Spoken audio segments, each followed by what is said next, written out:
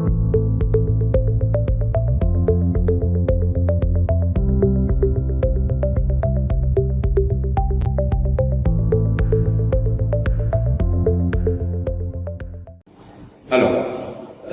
chers élèves, bonjour. À chaque circonstance exceptionnelle, des mesures exceptionnelles. Alors, aujourd'hui, on va commencer à travailler un nouveau projet, le projet 3. Ce projet va porter sur la légende. Alors, avant d'entamer tout simplement ce travail, souvenez-vous qu'au premier trimestre, c'était bien sûr le conte. Au deuxième trimestre, c'était la fable. Et au troisième trimestre, nous allons avoir affaire tout simplement à la légende. Alors, conte, fable, légende, vous pouvez constater, ils ont tous un point commun, qui est celui du type de texte, qui est celui du narratif. Et vous savez que nous avons étudié le texte narratif, et on a vu ces différentes étapes: situation initiale, déroulement des événements et situation finale. On ne peut pas passer tout simplement à la légende sans pouvoir définir les autres éléments que nous avons déjà eu le plaisir de voir, c'est-à-dire le conte, la fable et tout simplement la légende. Alors pour y revenir sur le conte, avec une définition très simple, nous savons que le conte est un récit d'histoire imaginaire et qui est généralement court. Concernant tout simplement la fable elle aussi, c'est un récit, mais en vers. Il diffère du texte en prose, où l'on tire une morale. Maintenant, concernant tout simplement la légende. La légende, elle aussi, c'est un récit, mais un récit populaire où se mêle réel et merveilleux. Donc c'est ce qui différencie tout simplement du conte et de la fable. Alors, dans cette fable, ce sont des exploits de quelqu'un et qui se conservent dans la mémoire tout simplement collective. Voilà donc ce que nous pouvons. Et ce qui diffère aussi la légende des autres, c'est que elle est liée à un élément précis, que ce soit bien sûr l'objet, le personnage historique ou bien tout simplement le lieu, par rapport tout simplement au conte et à la fable. Maintenant, on aurait pu aussi donner des exemples de contes et de fables. Ils sont connus.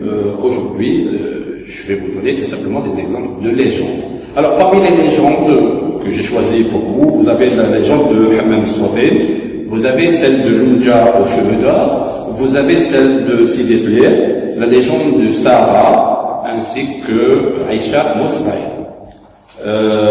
Notre légende dans le monde, vous avez la légende de la Dame Blanche et vous avez celle du Yéti, bien sûr, si vous avez lu tout simplement cette légende.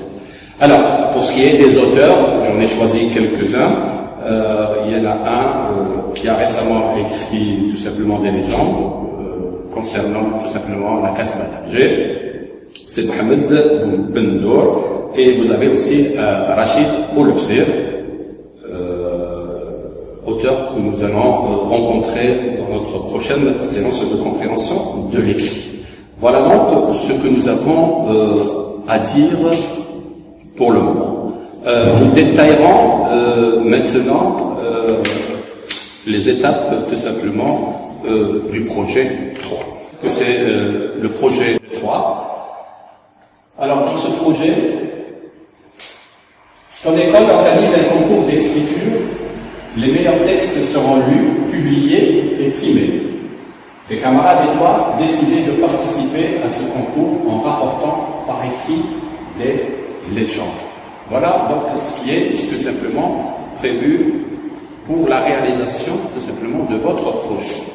Alors, après avoir parlé du projet 3, de l'intitulé du projet 3, nous passons cette fois-ci à l'intitulé de la séquence 1. Alors, l'intitulé c'est Personne n'est fait extraordinaire. On va un peu expliquer ce que veut dire tout simplement personne n'est fait extraordinaire. Alors, personne, Dieu, être humain, soit des hommes, des femmes, etc. Alors, ces personnes sont dotées d'un pouvoir qui est extraordinaire, tout simplement, qui sort de la norme. On peut donner tout simplement un exemple de personnes qui guérissent par exemple des maladies incurables, qui par exemple marchent sur l'eau. C'est ça, des exemples de personnes et des faits extraordinaires. Maintenant, en ce qui concerne la tâche c'est rapporter l'histoire d'un personnage légendaire. Donc nous devons, à la fin de la séquence, écrire ou être capable d'écrire tout simplement une légende où nous racontons l'histoire d'un personnage légendaire. Voilà. Ce que nous avons l'habitude de faire, nous allons enchaîner cette fois-ci directement avec la séance de compréhension de l'écrit. Et nous allons vous présenter cette séance dans quelques instants. En séance de compréhension de l'écrit, je vous demanderai de prendre vos livres à la page 105. Voilà, c'est le support que nous avons choisi pour aujourd'hui. Le texte support est devant vous. On va commencer directement à l'exploiter, et ce, en commençant par l'exploitation du paratexte, c'est-à-dire les éléments périphériques. Donc, ce sera un jeu de questions-réponses concernant les éléments périphériques de ce texte. Quel est le titre de ce texte ?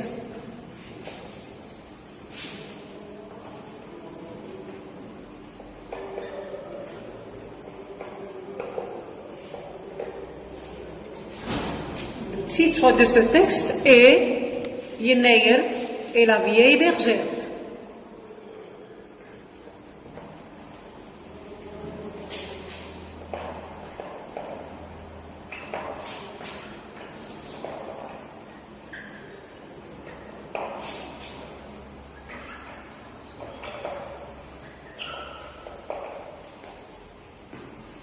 Qui a écrit ce texte ? Qui est l'auteur de ce texte ?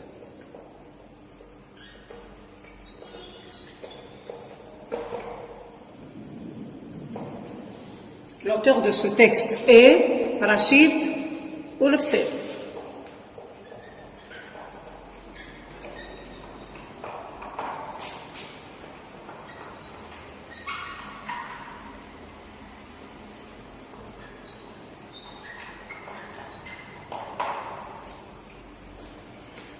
De quel livre est-il extrait ?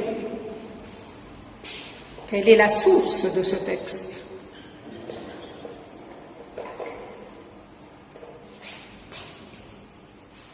Ce texte est extrait du livre Les Derniers Kabyles.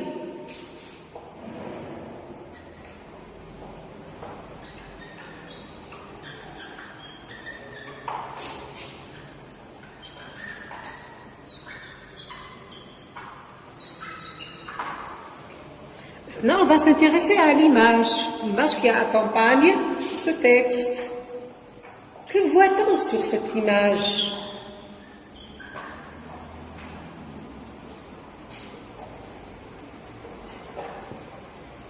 Alors là, sur l'image, on peut voir un ciel nuageux, pluvieux, pas de la pluie.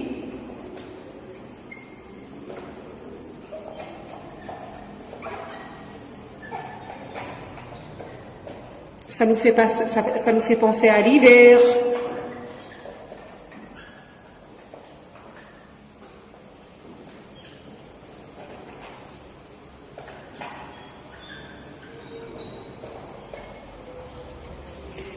On voit également deux mots qui sont écrits. Ces mots sont Fora et Yenneyer.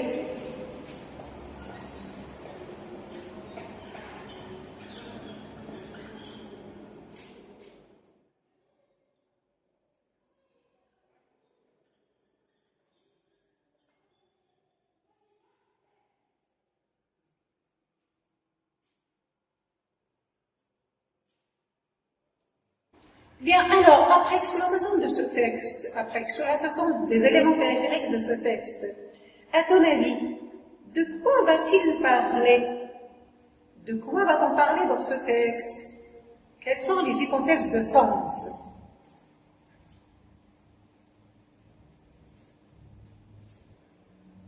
Oui, première hypothèse. Le texte pourrait parler de Yenaya. La première hypothèse,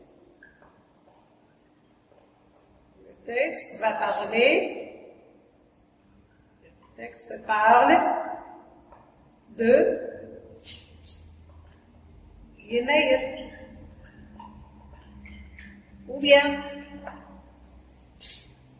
à cœur de notre hypothèse, le texte pourrait parler de la bergère.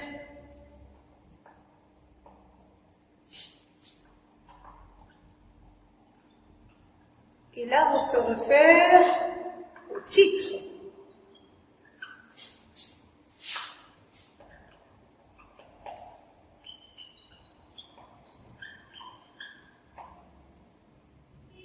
Si on veut exploiter l'image, quelle hypothèse on pourrait émettre?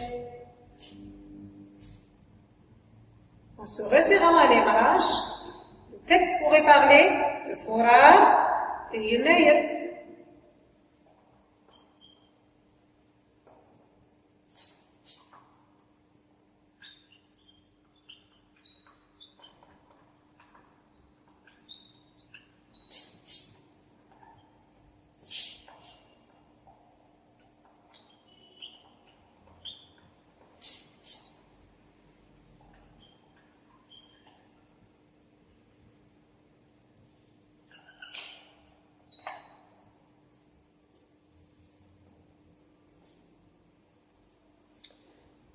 Voilà donc nos trois hypothèses. Pour les confirmer ou les infirmer, on va passer à une lecture magistrale à défaut d'une lecture silencieuse.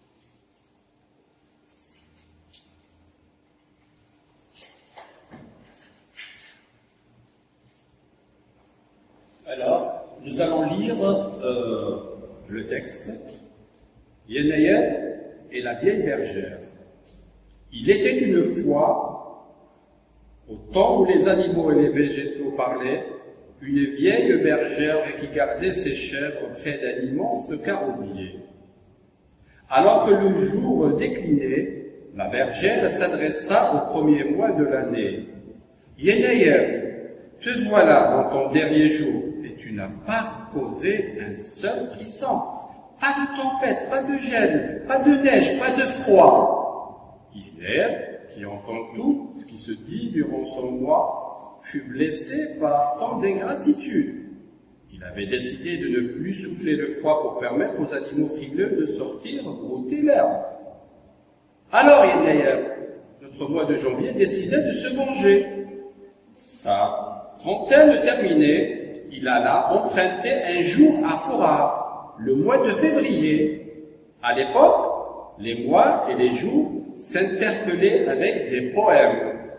« Frère Fora, l'ami des carnassiers, de la trentaine, prête-moi un jour.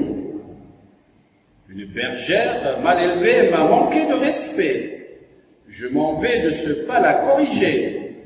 Pour ce faire, j'ai besoin d'un jour. » Fora donna gracieusement un jour de sa trentaine à Yenaya. Ainsi, il perdit une journée et se retrouva avec 29 jours. Yenaya en gagna un pour avoir 31 jours. Il fit un froid de canard.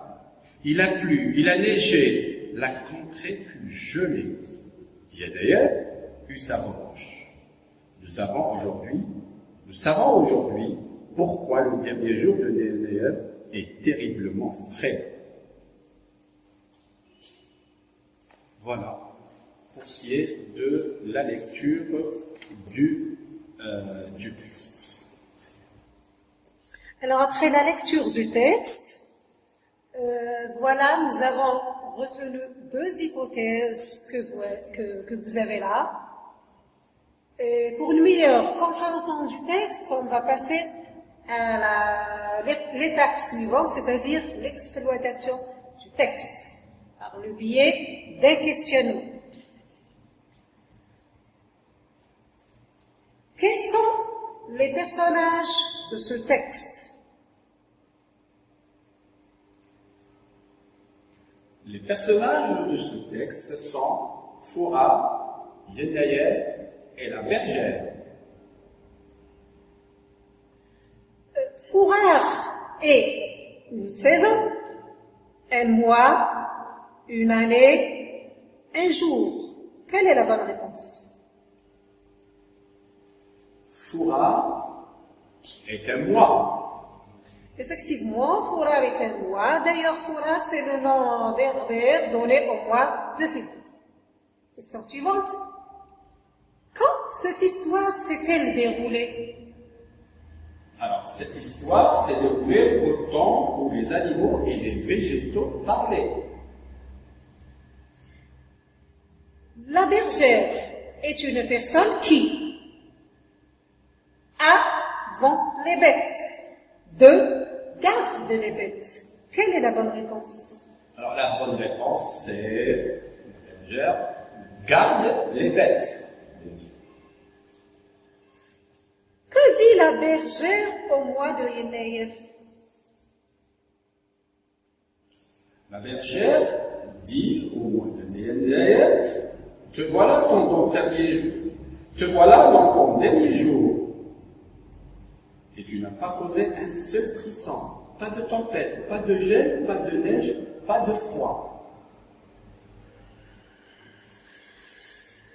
Yenayel fut blessé. Pourquoi?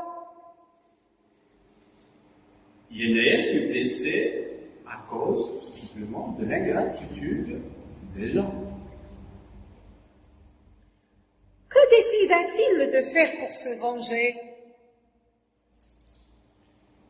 Il décida tout simplement d'aller corriger la bergère.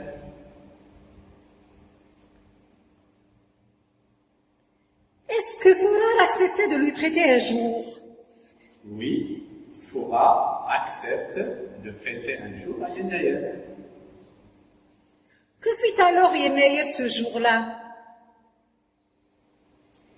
Il est devenu furieux. Il pleut, il neige, il vente, une tempête se déversa sur la terre. Oui. Dans ce texte, le mot de Yenayel est désigné par un autre mot. Lequel? Oui, le mot Yenayel dans le texte est désigné par un autre mot, c'est celui du mois de janvier. Quels sont les temps de conjugaison qui dominent dans ce texte? Les temps dominants dans ce texte sont l'imparfait et le passé simple. Pourquoi? Parce que nous avons affaire à un texte narratif.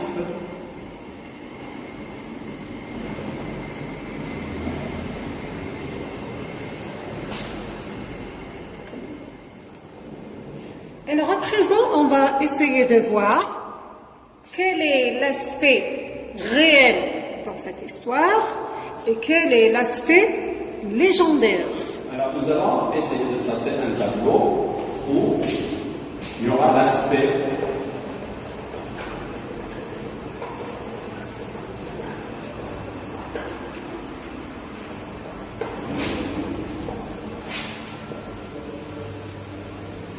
et l'aspect légendaire.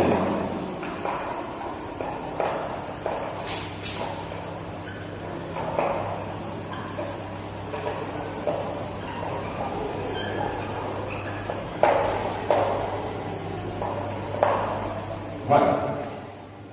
Combien de jours le mois de Yenayel, c'est-à-dire janvier, possède-t-il? Le mois de janvier possède 31 jours.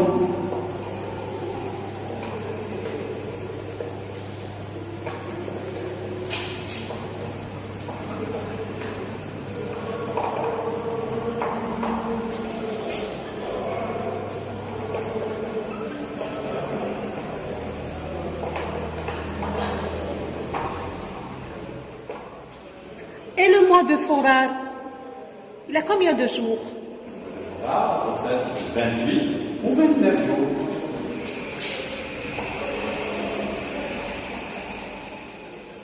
Il est donc clair que ces deux informations font partie de l'aspect réel.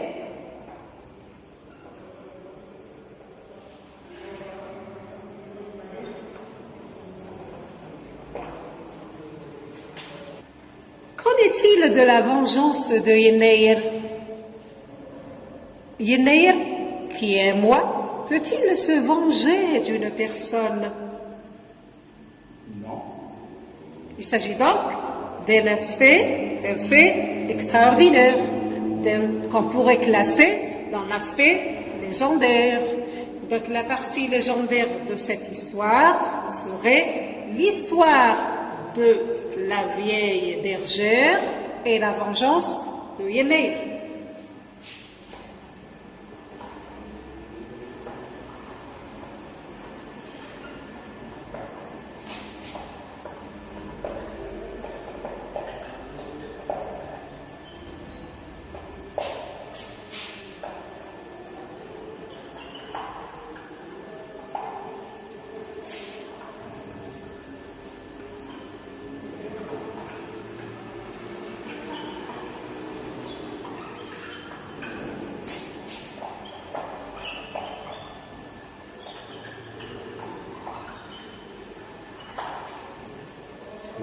Nous voyons bien donc qu'à travers ce tableau, on confirme ce qu'on disait tout à l'heure lorsqu'on avait défini la légende comme étant un récit où se mêlent réalité et imaginaire. Alors pour terminer cette séance et comme synthèse, voilà un petit travail dont la consigne est la suivante. Complète l'énoncé suivant en te basant sur le texte déjà exploité. Donc nous avons un petit résumé, une petite synthèse, un petit énoncé qu'on vous demande de compléter après avoir exploité et compris le texte. Ce texte est pourquoi le mois de